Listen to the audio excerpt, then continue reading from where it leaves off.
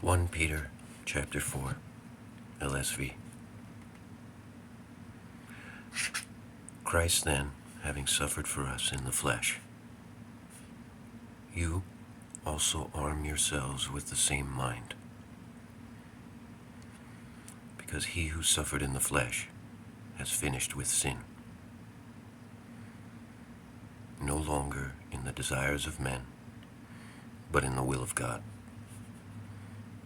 to live the rest of the time in the flesh.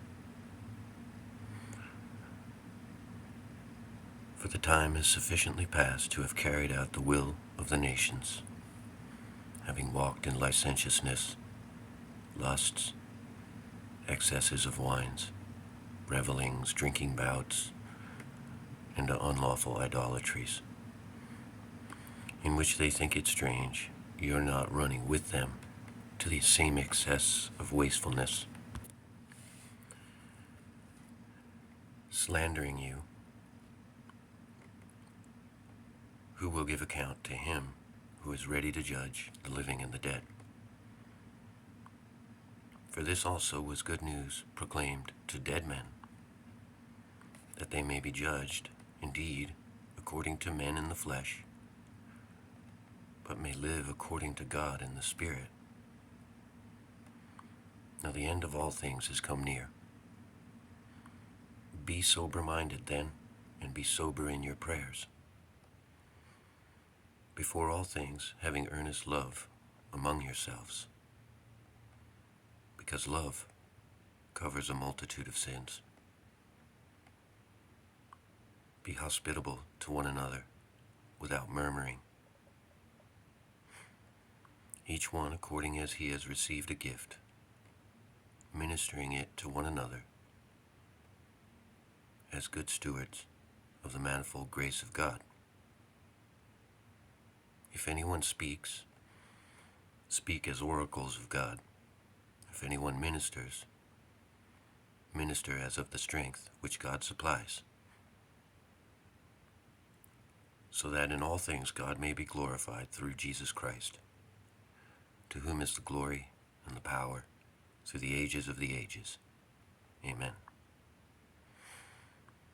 Beloved, do not think it strange that the fiery suffering among you that is coming to try you, as if a strange thing were happening to you.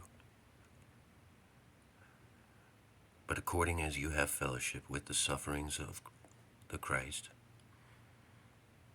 rejoice that you may also receive in the revelation of his glory, exulting. If you are reproached in the name of Christ, you are blessed, because the Spirit of glory and of God rests on you. In regard, indeed, to them is evil spoken of him, and in regard to you, he is glorified. For let none of you suffer as a murderer, or a thief, or evildoer, or as a meddler into other men's matters.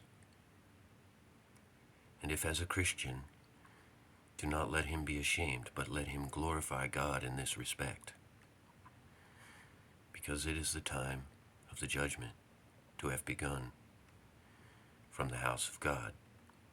And if first from us, what is the end of those disobedient to the good news of God? And if the righteous man is scarcely saved, where will the ungodly and sinner appear? So that those also suffering according to the will of God, as to a steadfast Creator, let them commit their own souls in doing good.